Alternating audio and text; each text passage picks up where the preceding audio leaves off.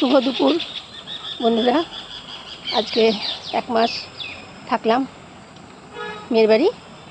আজকে আমাদের বাড়ি যাওয়ার টিকিট হয়ে গেছে, তৎকাল টিকিট।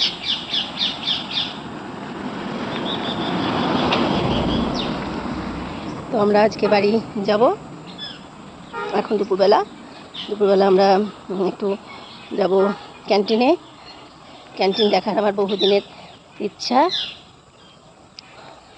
যেই না বলা সকালবেলা যে একদিন আমার ক্যান্টিন যাওয়ার খুব ইচ্ছে ছিল। তো অমনি অফিস থেকে আমাকে ডেকে নিয়েছে, আমরা সবাই মিলেই যাচ্ছি ক্যান্টিনে।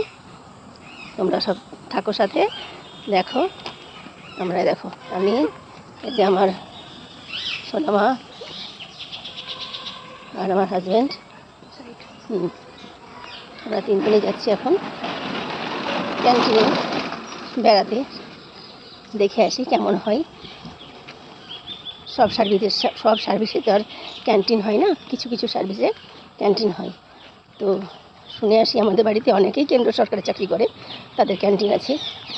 তো যাই হোক, আজকে দেখে আসবো ক্যান্টিনটা কেমন হয়। টাটা।